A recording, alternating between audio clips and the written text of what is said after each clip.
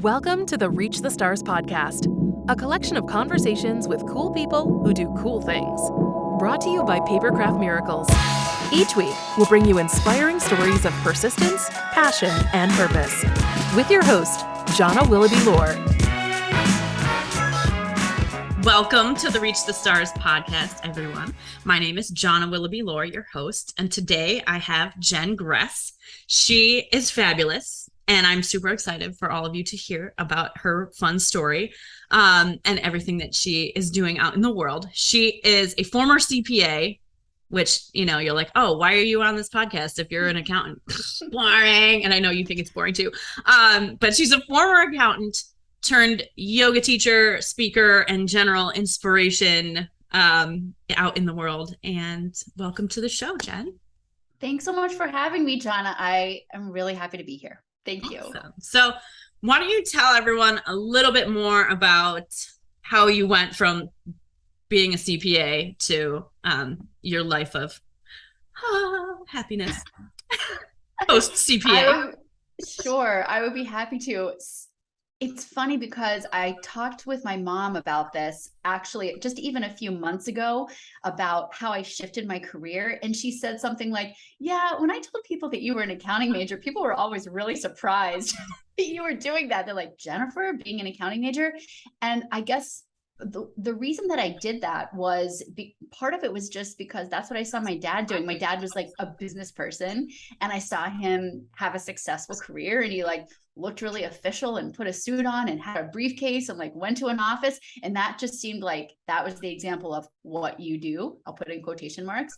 And I felt interested in that identity. And I also felt like, well, this is really practical. I'm a very practical person. And I felt like, well, if I can do accounting, it's a tough major at my university, you know, you'll get a job. So then I have that.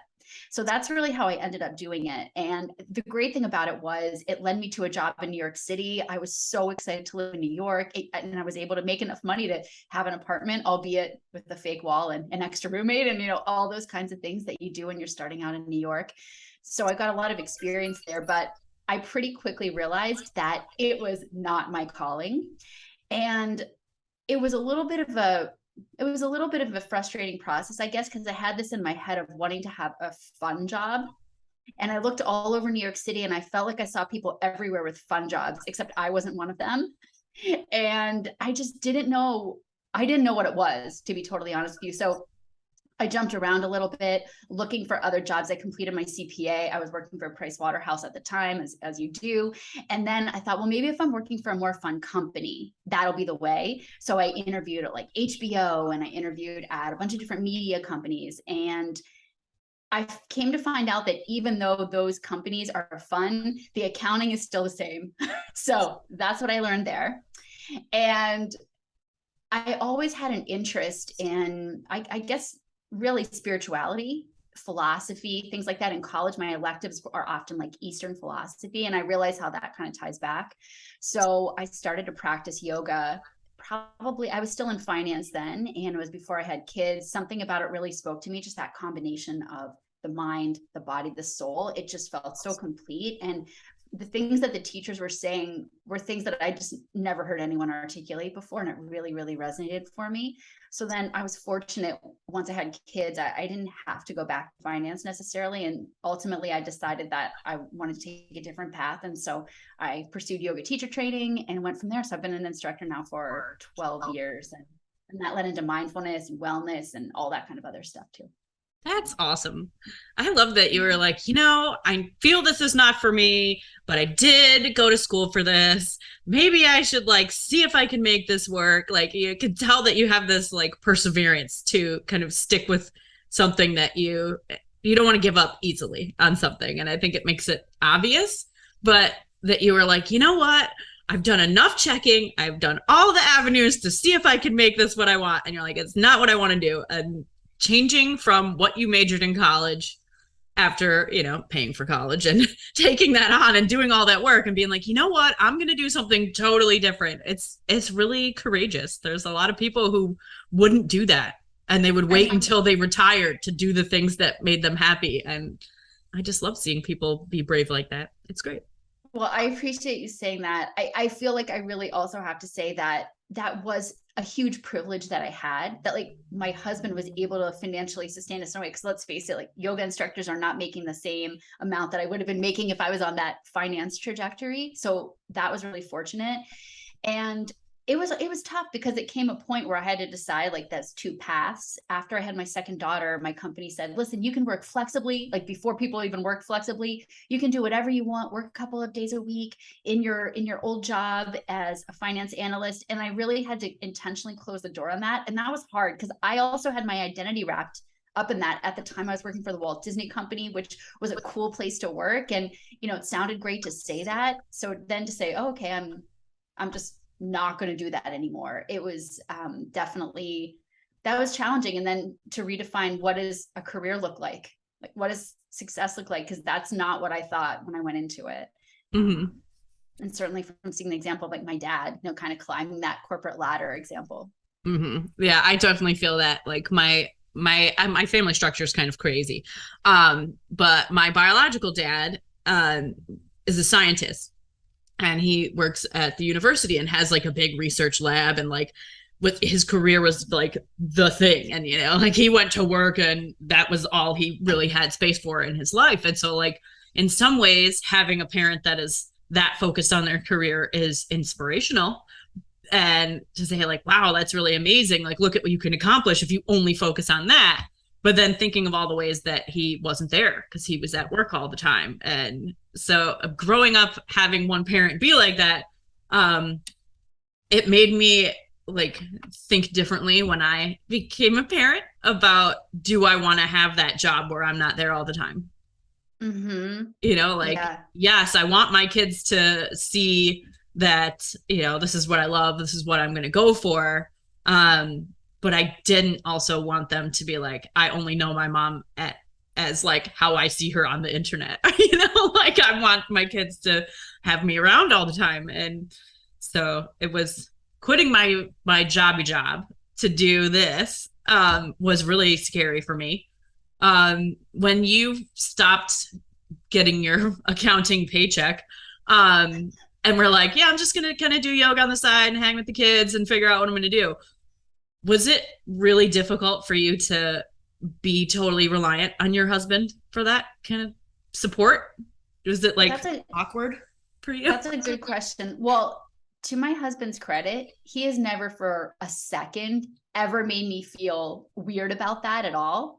And like in his mind, that was, you know, not even a thing. So I'm pretty appreciative of that. It was more for me of just dealing with like, am I okay with what I'm doing, what I'm earning financially or not earning financially, and just how everything looks? And I guess I'd say that changes so much over the years, because like we were talking, like my kids are a little bit older now, yours are younger, and the weeds are so different when they're toddlers and babies. And now that my kids are getting older, I feel like I have that opportunity to now step into another chapter. And it really is like I don't know if I want to say second career. I'm not really sure what number career it is, but it's an evolution probably of what work looks like. So I'm pretty glad to be living in 2022 where those kinds of things are feasible. And it's a lot more common to see that, especially for women, which provides so much more space, I think, for women and flexibility. It's great. Sometimes it can be taking on too much because it's all there. And at the same time, I think it's great because it's not like everything is so just like set in stone the way that it used to be, like, this is what you do and these are the only ways to do it. Now there's so many more possibilities. Yeah. It's weird because when I first quit my job, I mean, growing up with my mom, who was not financially secure in any way. And she was a single mom with the two of us, and she worked like 5 part-time jobs, all of which was not enough to even get benefits of any kind or healthcare or anything. And like growing up that way and then becoming an instant adult at 20 years old, after she passed away, and like having to own a home that was falling apart and like all of this grown-up stress. When I quit my job after my first son was born, was the first time since I was 20 years old that I didn't have a regular paycheck, and that I had to be totally reliant on somebody else. And I mean, even I was thinking about how privileged and lucky my kids are to like not know what that's like as a kid, to not have that struggle of like food scarcity and housing scarcity and things like that. I mean, I knew as a little kid that my mom had a hard time paying our bills, and like we had our gas shut off a lot and our water shut off, and you know, like that was like central to my life. And so I think it was a lot more difficult for me when I quit my job to be like, are you sure this is okay with you?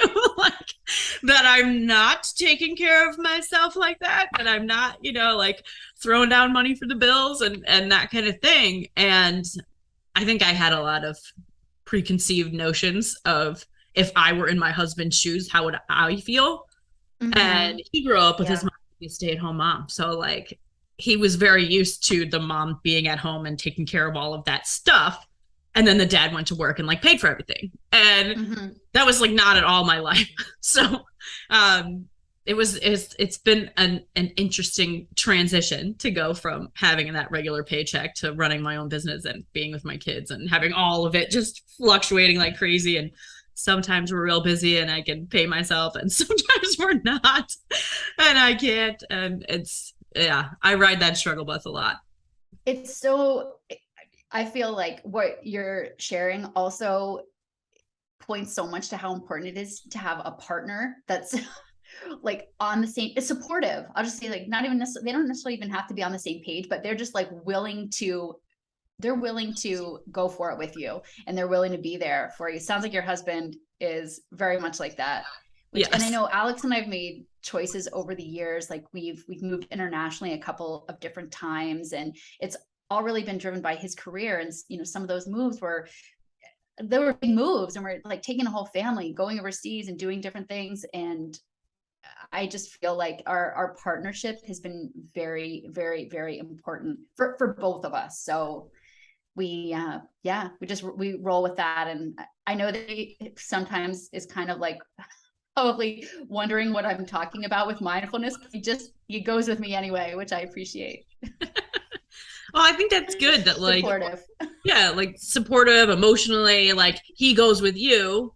And since his career is kind of guiding where your lives end up, in the physical way, you're like physically going with the flow. Yeah. And he's literally like rolling with the punches with everything else that you want to do. And I think that's awesome. So I want to talk a little bit about like how you made this transition of like, okay, I'm got my yoga teacher training. I like doing that. What do I do with that makes it different from a regular everyday yoga teacher? And like, how did you incorporate that into this kind of bigger speaking engagements and whatnot? Like, what was that like? I think what I got to was that finding yoga was literally the pivotal point in my life. And really the reason for it was the mental side of it. Like it really didn't have anything to do with the poses or, you know, okay, great, like warrior two, like, but it wasn't doing the asana or the poses. It was all about completely changing the way that I think and my relationship with my thoughts. So what I realized is that, you know, yoga is not necessarily for everybody, and not everyone's going to walk into a yoga studio.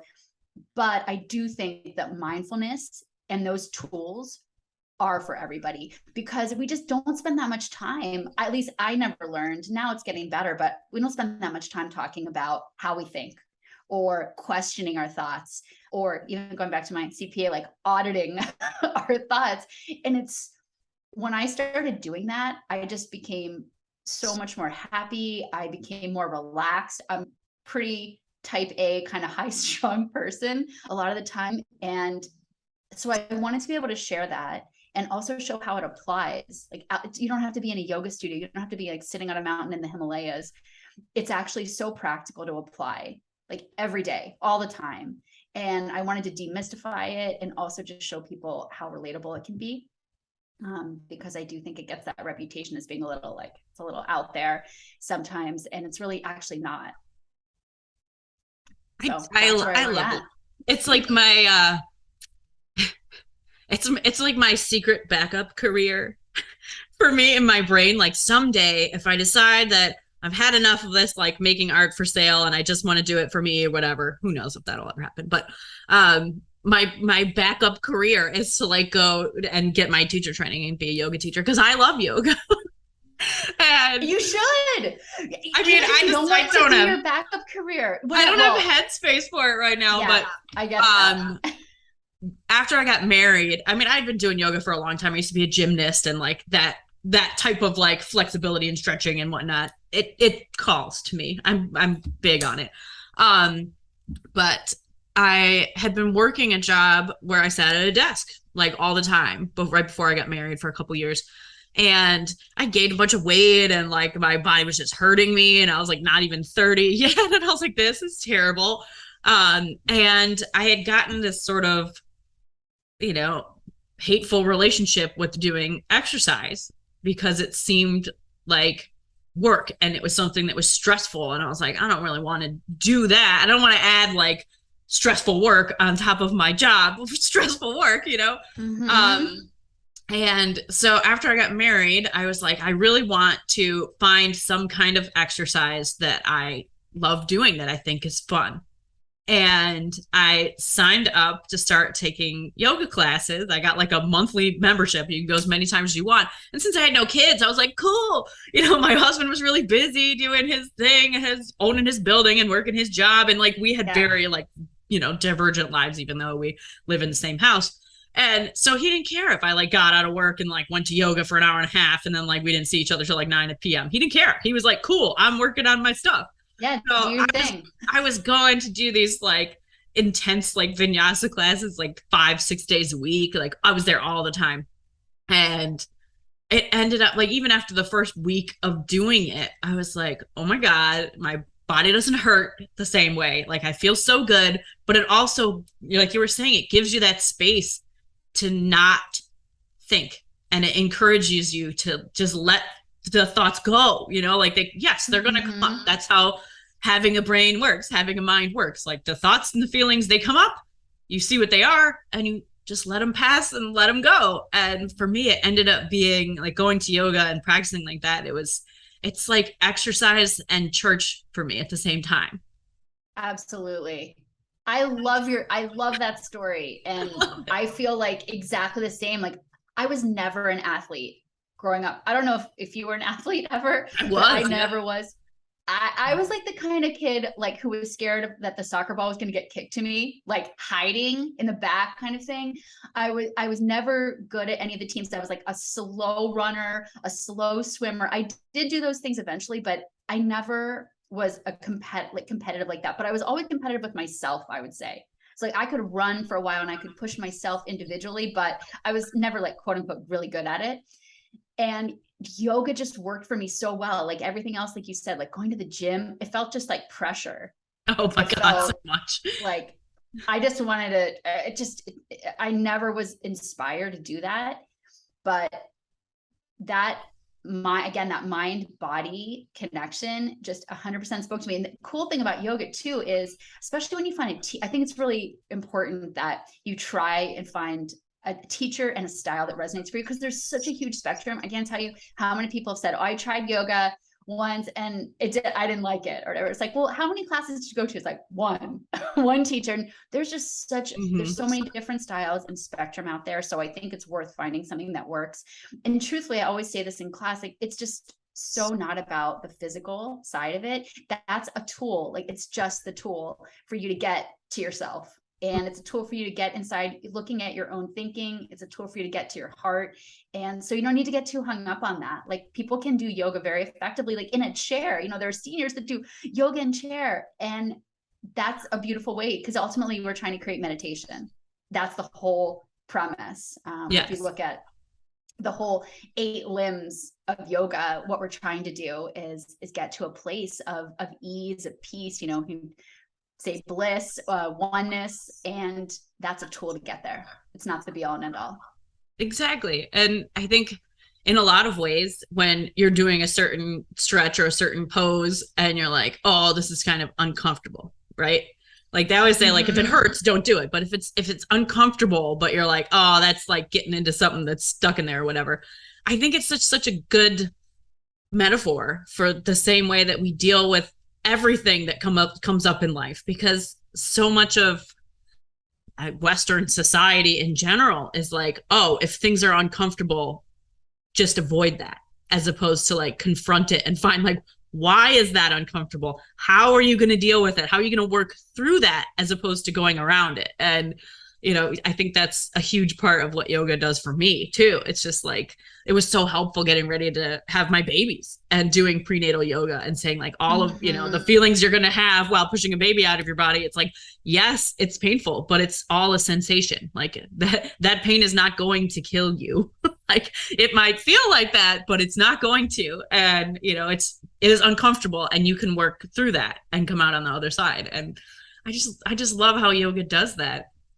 Absolutely. It's special. And that practice of being uncomfortable, because like that's life, as you said, like that's life, and that can help us respond a lot better if we're practicing it, in the security of like the four corners of your mat in that room. It's like, okay, what's going to happen if I hold this pose? Like you said, I'm not going to die. Like, yes, my leg is burning, but I can do that. And we can show ourselves that we can be a lot stronger than we think. I remember I love prenatal yoga too. And when I was pregnant with my third child, I taught prenatal for a while, like while I was pregnant. And then we did a mom and baby after, where like we all had our babies, and then we brought our babies. And it was absolutely wonderful. And I remember after my first daughter, I ended up having an emergency C-section with her. And then I remember talking to my prenatal yoga teacher, because I guess I kind of had the impression, that it was like, well, a natural birth is best, and I felt like I had the 100% opposite experience of that. And I was almost scared to tell her, like, it feels like I felt a little bit ashamed or something. And she was so incredible. And she just said, very simply, she said, well, that's the way your baby was supposed to come into the world. Great job. Like, and it was like, whoa, like, I love you. Thank you for saying that. Like, it just released this whole thing of like, it didn't have, some part of me thought it didn't happen the way it was supposed to. And that's another thing I feel like yoga's really given me, is just being so much more accepting of like the way things are, and trying not to judge so much, which is obviously something I struggle with all the time. But at least I notice it more now, and I can tell that it's not helping me to judge and make things wrong or bad. And all I can do is do what I can do. Do my best, and offer a little more grace. Yeah. And I think kind of in that wellness, yoga, mindfulness sphere, like now that it's all become business, like everything is business, right? Out in the world, in that sphere, there is a lot of tendency for, I wouldn't say everybody, but like there's this kind of, natural birth is the only way, or breastfeeding is the only way. And there's a lot of like unintentional shaming of people who don't live up to this like perfect zero waste living, like I am so zen all the time lifestyle. And I think it's important to kind of let people know that, yes, your baby came via C-section, and that's great because you and your baby are healthy and alive. And that's what's most important, like, yes. Oh, you tried breastfeeding and it was hard as hell, and you decided you wanted to formula feed your baby. Cool. Your baby has food. That's great. Like, and it's just hard in this kind of social media zone where you see like these perfect pictures that people put up, or these perfect videos that people put up of their life. And you don't see the fact that, 2 feet to the right of the camera is like all the crap they shoved out of the way to make their picture look real nice, like, it's really hard to see that, and to kind of have all these waves of this sort of toxic positivity that everything will be great if you just believe that it'll be great. And then, like, I like focusing on forms of meditation that says everything is not going to be great, and that is also okay.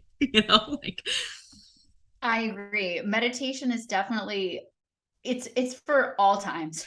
So when times are great, still do it. When times are not great, still do it. It's such a good touchstone, and just a baseline, I think. Yeah, I would say that's really how I look at it, is that's a real baseline for me. And I'm definitely not perfect, but I do my best to do it every day.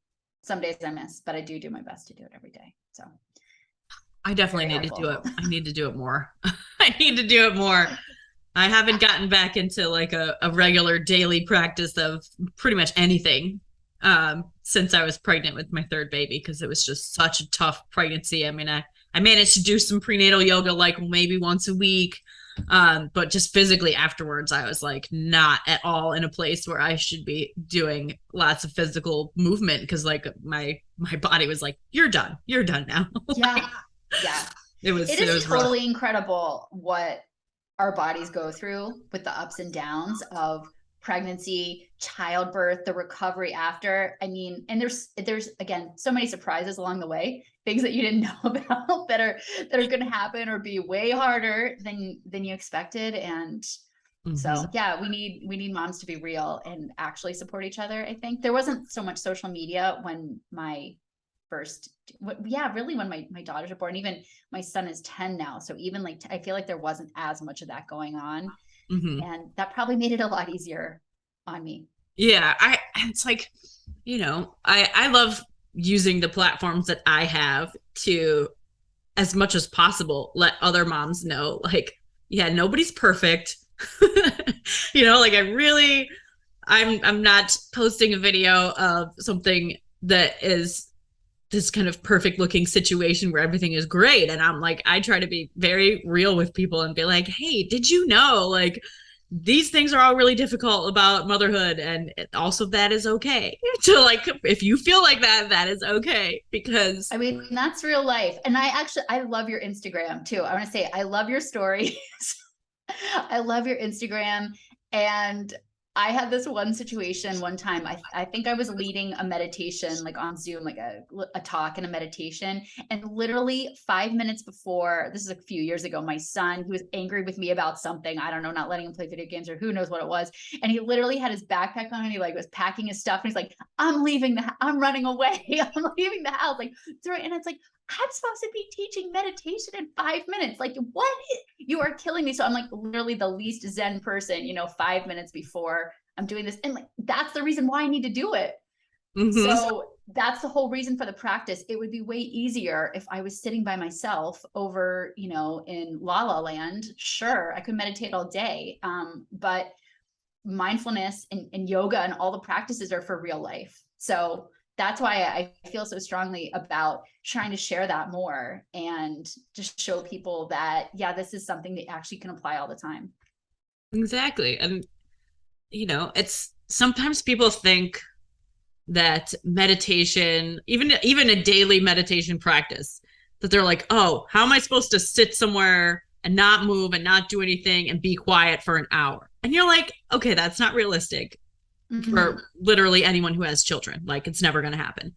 Even if you get up at 4 a.m., like, they're going to know, they're going to smell that you're awake, and like, that's that, right? Yeah. But I think it's more about finding ways that you can help your mind be still while all that other stuff is going on. Like, yes, it'd be great if we could all have an hour to just chill and like get our zone on. But there's days. I remember last year, my second son was at a later school. So by the time we got both kids off to school, it was like 10 in the morning. It's like, oh, my day is just starting and it's about to be over at 2:30. Crap. And like, I was like, I need some kind of reset after that stress of getting the kids out the door, and they don't want to go and they don't want to put their clothes on and they keep throwing their shoes down the stairs and this and that. And it's so hectic. And then you drop them off to school and you're like, okay, now what? And I would go and get a car wash. And being inside the car wash where the car is moving, but you're not driving it, and it's dark and it's very womb-like and whatnot. Like, that's my favorite kind of like ASMR reset. And it's like 2 minutes. And you come out and the car is clean and they dry it off for you and you give them $1 and then you feel good and life is great. And then you go start your day. And I mean, it's 2 minutes. It's 2 minutes can like change your whole day. That is such a great point. And I share that a lot in talks, is that, yeah, like you said, it doesn't have to be 1 hour. It doesn't even have to be 5 minutes. Start with 1 or 2 minutes of silence and just see what happens. And a lot of times people will say, well, I can't meditate because I can't stop thinking. I think that's the biggest comment that I always hear. And it's not about stopping thinking. It's about just changing your relationship with your thoughts. So like, let them come. And like you said before, let them go. So you just step outside of them and you observe them.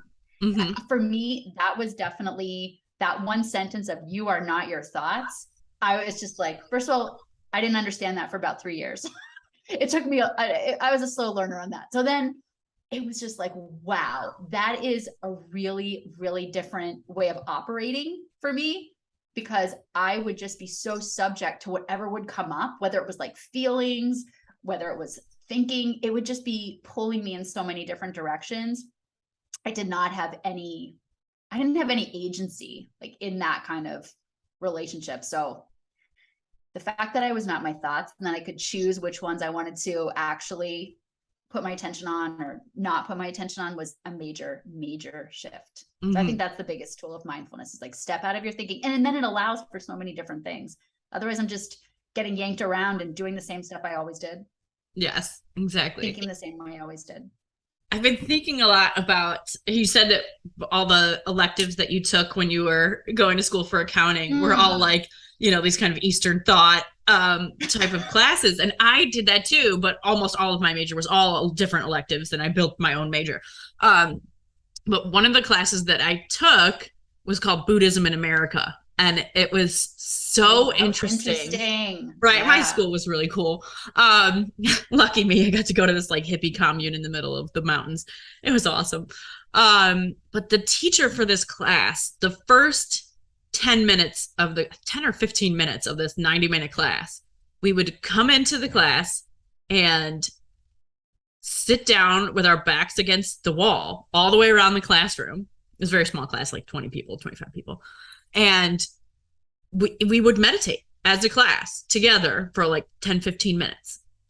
And he would always say, you know, like the point is to not to like stop your thoughts, but to recognize when they're taking you away.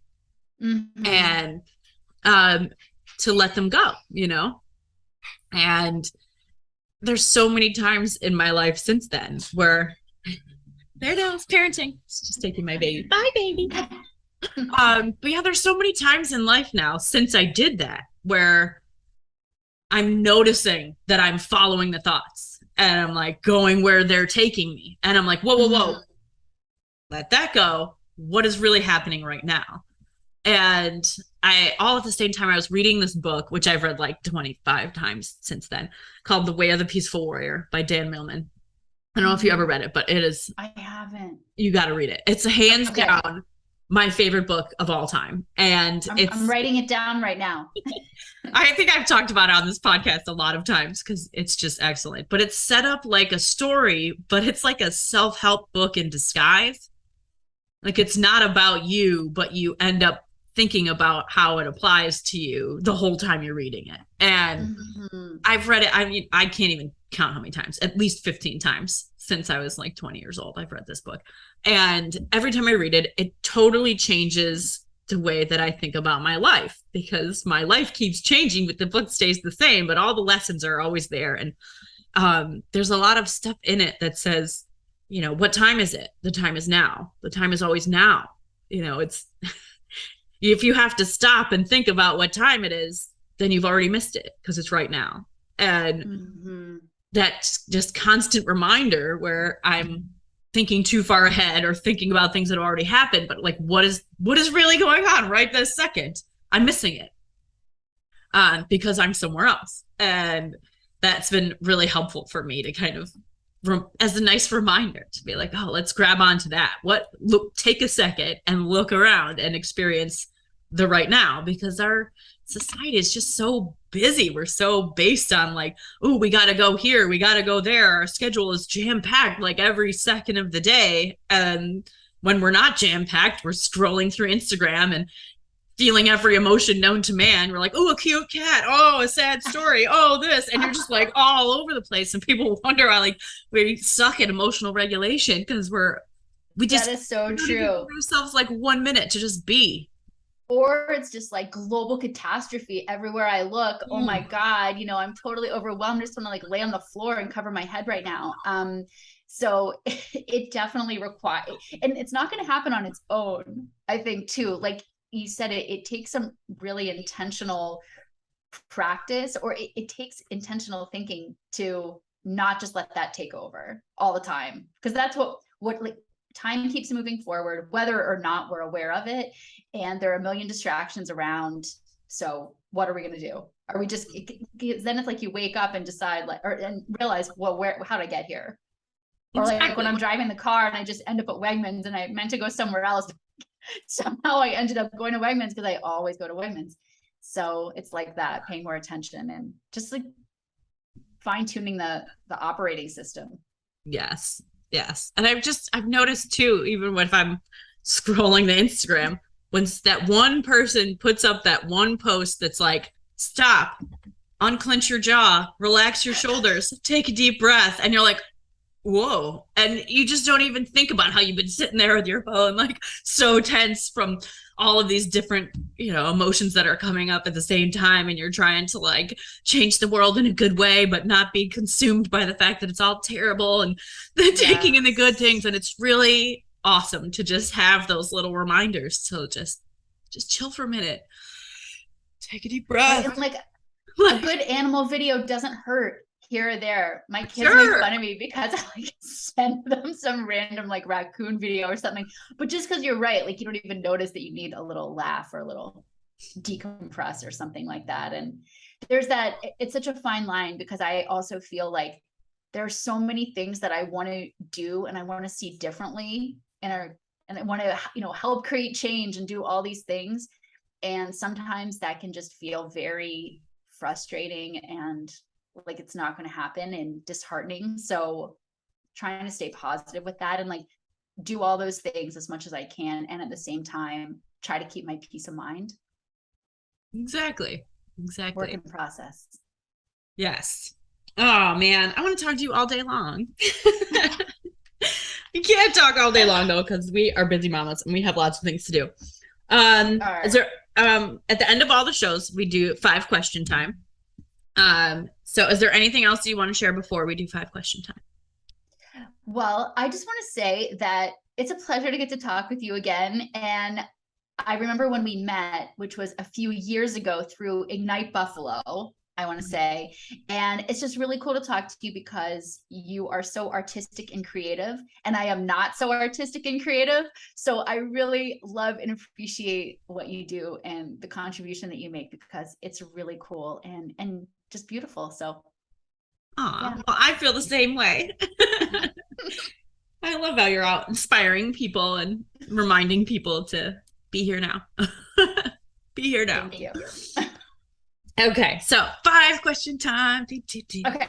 All right, first question. Tell me about an experience or a single moment that shaped who you are today. I have to admit that I don't know if it's cheating, but I did listen to your previous podcast where you did like the 5-question recap. So I did think about this a little bit. The biggest one for me, I think, was that my family moved to Australia after I finished 6th grade. And that for me was a total mindfulness moment, because it was just taking me out of everything that I knew and completely, it was like a forced perspective shift. And I mean, at that time, I'm from Pittsburgh. I was like, you know, Pittsburgh is the center of the universe, the end. And so that was so formative for me, to like about taking risks. My parents, the way that they handled it, the way that they presented it to us kids as such a great opportunity, everything I learned and experienced while I was there, I would say that that was a really, really formative experience for me. Oh, I can imagine. I mean, just thinking about how many people who live in America who have never even gone to Canada, who've never, ever left this country. Mm-hmm. And just have no idea how different other people live their lives in other places. Not that one place is better than another, but just how differently other societies operate.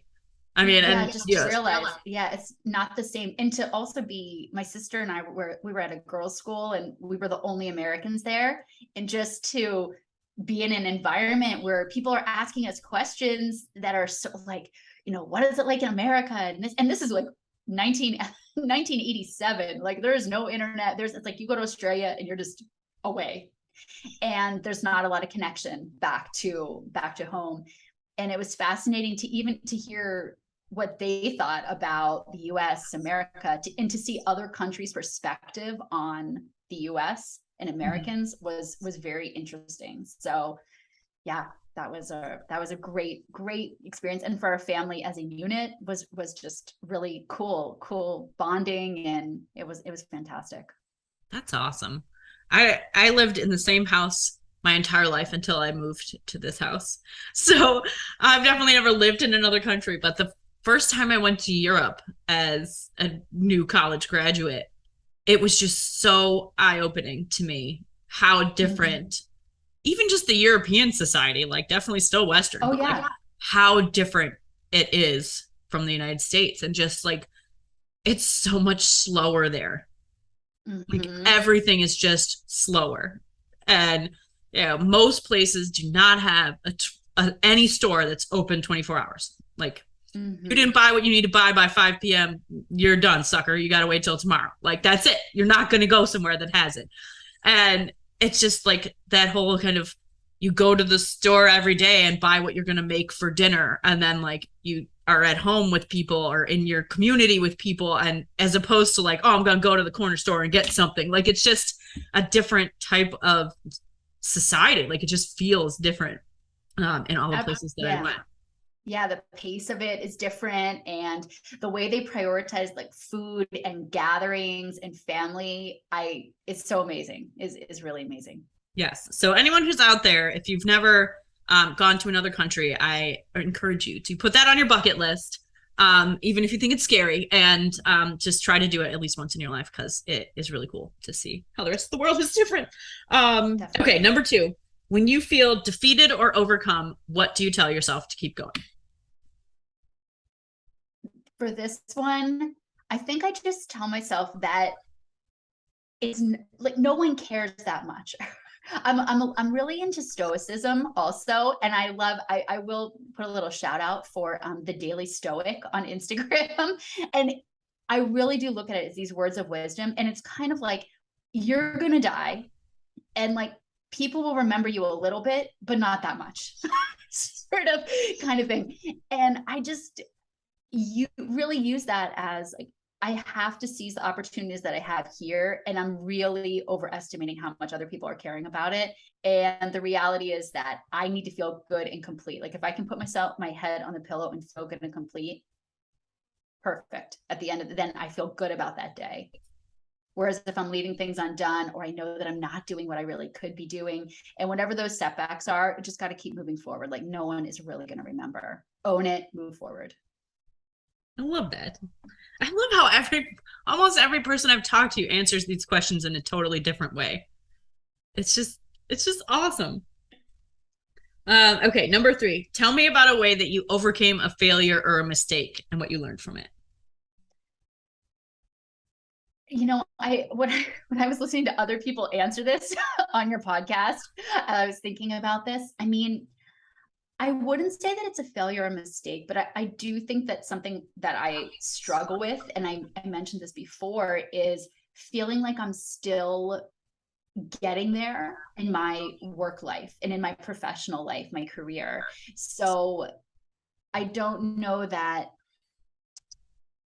I certainly wouldn't call any of it a mistake, because I'm really glad to be where I am. And I feel like things, continue to fall into place. So it's more about thinking about how I've used my somewhat unusual path, I guess, in my career and in my work, and kind of marrying up 2 really different professional backgrounds and putting that together, and how do I use that going forward. So I definitely use that. I feel that too, about how I'm like still getting there, and it kind of goes back to that whole, what do you see in somebody's, online brand or their online persona or whatever. Because imposter syndrome is so real. It's so real. And it's like, other people see my Instagram and they're like, oh, wow, she was on this TV show or did this thing or did that thing. Must be so successful. And meanwhile, I'm like, I can't even sort out the winter clothes. Like,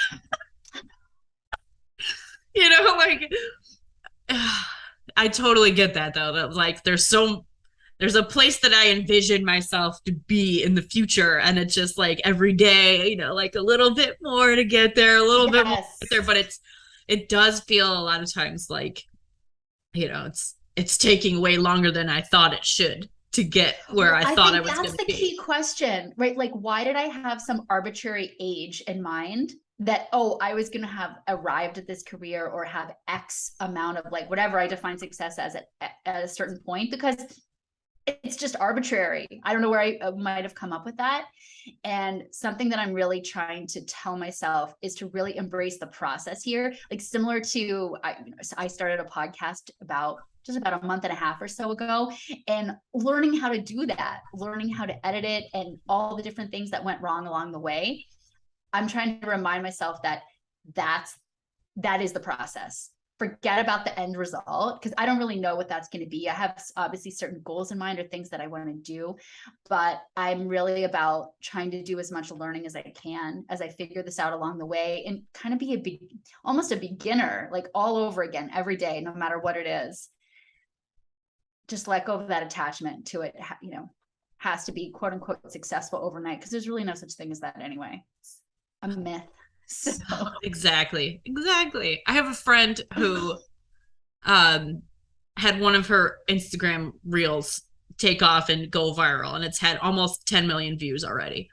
And I was like, so like, how did it change your profile? Did you get a lot of followers? And she was like, yeah, I got a bunch of followers, but really like, man, it's like you have this one big huge leap, and then like everything's still pretty much right around the same as it was before. It's like there's no like, I want to say there's no glamour. It's just like doing the work every single day. Like, I don't know that there's no shortcuts. There's no it's just doing the work every day. Mm-hmm. And it's also like a good exercise in mindfulness is that it's really easy to get super, super excited and get really built up over something that you think is going to be this big thing. And then when it doesn't turn out the way you had all these expectations and all of these things you thought it would be, and when it doesn't turn out that way, then you have this kind of big like letdown where you like go down the roller coaster the other way, and you have this kind of sort of depressive waiting for it to build back up, and like you only want to ride on the top all the time. And I think being mindful a lot of times that, when everything seems really good, there are also things that are not as good that are happening at the same time, and vice versa. Like when everything seems really horrible, there are good things to focus on. And realistically, like the goal of your life is to kind of, you ride the highs, you ride the lows, but you really, most of your time, you want to kind of be in the middle, because, like emotionally, riding all those roller coasters all the time is really not good for regulation. Like it's hard. Definitely a lot. It is hard to swing back and forth. And, if you are just as attached to the good things as you are to the bad things, and you say, oh, that happened, let it go. What next? Oh, that happened. Let it go. What next? And that's the type of mindfulness that I definitely need to practice more often, because, I try, I'm that type of person. Like if I have a big, huge project going on and it's big and it's exciting and it encompasses all of my time, as soon as it's over, I'm like, what do I got? Nothing, and like, it takes me a long time to like get back to the stasis of being in the middle after that happens. Is it, I think this is right, that the Buddhists talk about the middle path, and that's really kind of where you want to stay. It doesn't mean like you're not happy about certain things, you're not sad about other things, but you do just have that bigger perspective that helps you stay a little bit more in balance and just stay on that middle path, and realize like you said before, nothing is going to be forever, right? Good or bad. And you just keep that perspective. Yes. And it's another amazing thing from that book that I read, that they talk about all the time, is that there are no ordinary moments. There aren't any. That is like it's so true. And the more present we are, the more we see that. I think. Yeah, and like, we have this kind of tendency where when something bad happens, like I was saying before, like we want to figure out the quickest way to get around that, as opposed to moving through it and feeling it and experiencing it. And, a good friend of mine, her dad passed away this week. And obviously, a lot of people, when someone is grieving, they're like, oh, they're there. What can I do? What can I do? And they don't really want to do anything. They just feel like they should help out somehow. And so they send a card and they're like, cool, I feel good about that.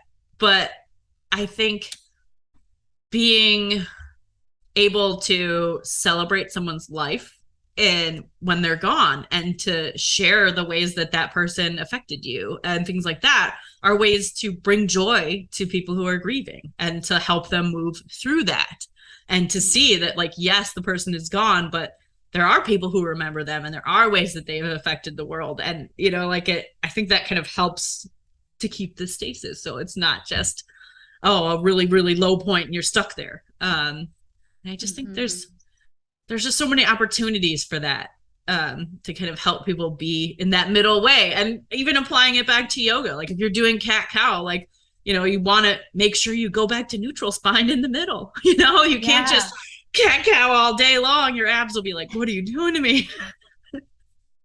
Like that nice little reset to be in the middle of the road is so important.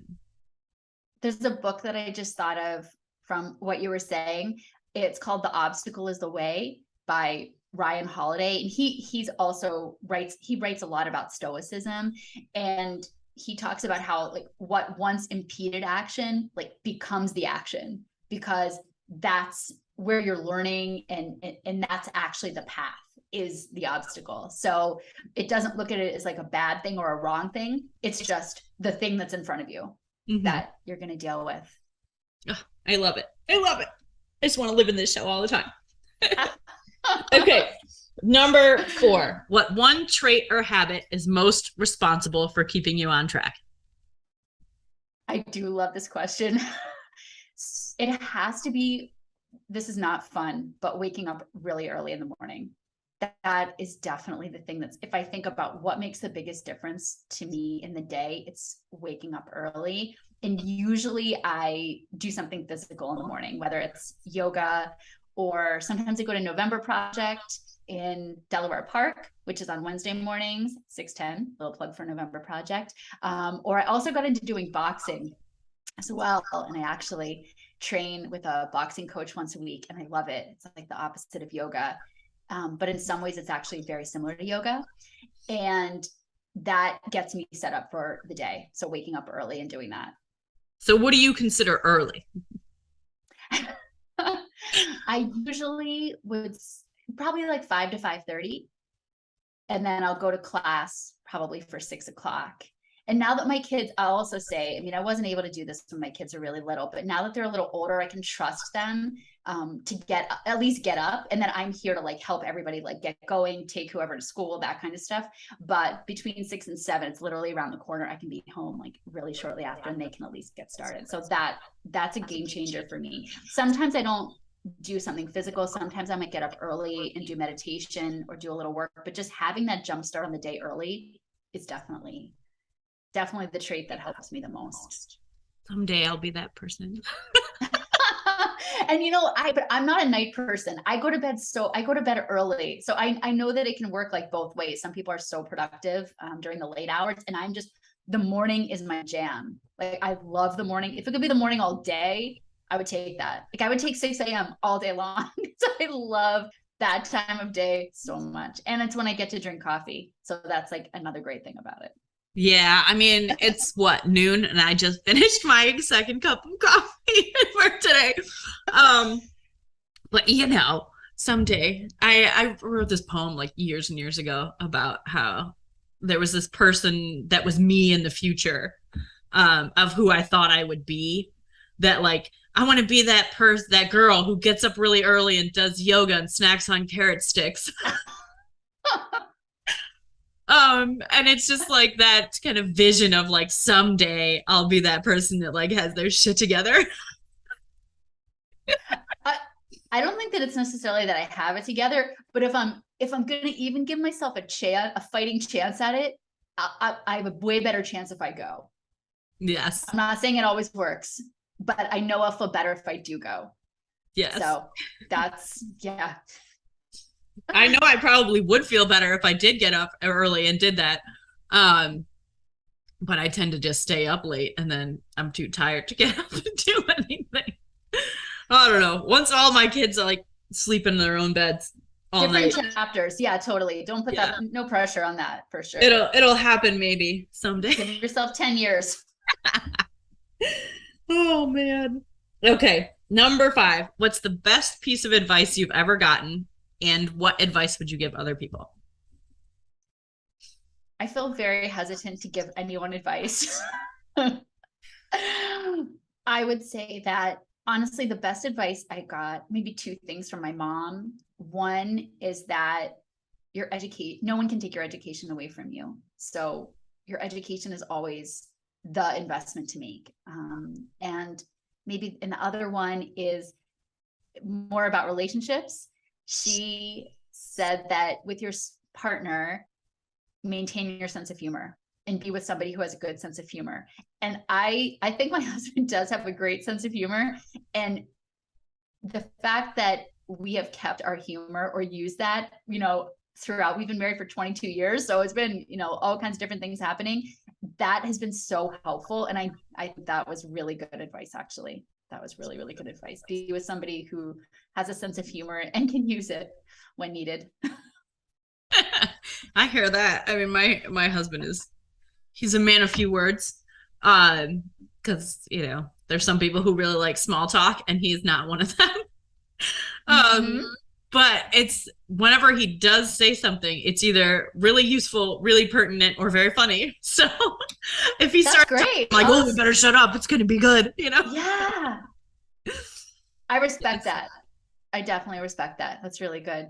Yes. I actually, on advice, I would shout out one other. I use this app, and again, talking about stoicism, like remember that you're going to die. It's called We Croak. And during the day, it gives me 5 little pop-ups at random times. It says, don't forget you're going to die one day. And then it gives you some type of a quote.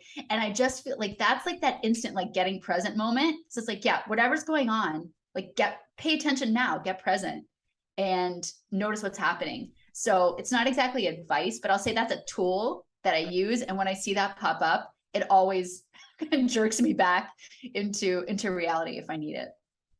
That's a good idea. I think it probably would also make me dwell on like, oh no, I'm going to die someday, but I think it is a good reminder to be like, oh, wait. It could be tomorrow. So you better like not waste right now and do something useful. Exactly. Yeah. I try to look at it from a positive side like that. Exactly. Like appreciate what's going on right now, be present and stop scrolling. Stop scrolling. Stop scrolling. Exactly. Unless you're going to scroll my page or her page, you could do that. Which I do. I love your page, and I especially love your funny stories that you post. And also you post real things too, socially conscious messages, which I love to support our community and moms and all that and women. And I love that. It is a concerted decision as a business owner to put my own political and social beliefs on my business page. But, there's people who, refuse to do anything like that and won't be willing to sacrifice potential customers or whatever who might be offended by whatever political or social beliefs that you put up there. And I was like, you know what? I just don't care. I just don't care because it's too important to me. Yeah. Like I am of the belief that like corporations are not people, like businesses are not people own them. But I think that, people like to do business with real people, and this is who I really am. And if somebody's, if the fact that I think that Black people should be treated equally and we should work extra hard to make sure that the world is equitable for them and stop killing them every single day. Like if somebody has a problem with that, like I don't want their money. Right. Oh, well, I'm not meant to have that job. I don't care. Because I totally acknowledge you for that, because you're right. A lot of businesses would shy away from that or not say anything. So I appreciate that you do. And that to me that makes me like you more. That makes me be like, yeah, I want to support her business. Yeah, I'm like, and I hope that it makes it obvious that I'm not doing what I'm doing because I want to sell people stuff. I'm doing what I'm doing and I put it out there to the world because I love it. And, you know, if it's always been my kind of underlying goal with my career. It was like, you know, I want to be able to do something that I love all day long. I want in the morning to say, I get to go to work today, not I have to go to work today. And I never wanted to have that life. Like I have to go to the office, you know, I have to do this. Like I did not want to wake up in the morning and dread what I was supposed to be doing all day long. And it was like, if I make money, cool, we can support the family better and have more things. But, you know, growing up the way that I grew up, I mean, the fact that I have a roof over my head and there's food in my fridge and my kids don't know what it's like to open the fridge and have there be nothing in it, you know, like that's all there really is for me, you know, like I got food, I've got shelter, I've got water, I've got someone that loves me, and I got something that drives me. Everything else in life, all of the extra stuff, a decent car, having a car at all, you know, like having nice things in your house or whatever, all of that stuff is extra and you don't need it. You don't need it. And I love what you said too, because I feel like it ties right into what we were saying about loving the process and then like just distancing yourself from whatever those results may or may not be. But you're clearly like loving the work that you do and you're doing it from a place that of just joy, and you want to share it with people. And I think people get that. I really think people get that. I mean, we're all human beings. That's why I just think we can't divorce humanity from work or from anything else. Like human beings go to work, human beings operate together no matter where we are. So like, let's be more human. Let's be better humans. Exactly. That should be the name of this episode. Be better humans. Oh man. Sounds good. Well, this has been wonderful talking to you this morning. Do you want to tell everyone where they can find you on the interwebs in between their bouts of scrolling? Thank you, Jonna. So you can find me at Jennifer Daly Gress on Instagram and on LinkedIn. And my website is jenniferdailygress.com. And I also teach yoga here at Power Yoga Buffalo. If you're local to Buffalo, you can come check out a class. I teach on Monday and Friday mornings. And if you're interested in hearing more about mindfulness, reach out. I would love to talk about it and love to share that with you or your group or your workplace. So awesome. Yes. If you are doing a fun event and you want someone to kind of lead a little mindfulness awesomeness or do a little speaking, you should check her out and send her messages and make that happen because she's awesome and inspirational. Thanks, Jonna. Awesome. Well, enjoy your day. I hope that it's right in the middle of the road for the rest of today. Likewise, you too. Yes. Awesome. We will see you next time on the Reach the Stars podcast. I have been your host, Jonna Willoughby-Lohr, my guest, Jennifer Gress. And next month, see, we're on monthly now. Next month, we'll be back with a new guest who is focused on persistence, passion, and purpose. Awesome. Bye, everybody. A single interaction has the power to change your life forever. This is a place for the stories of those moments.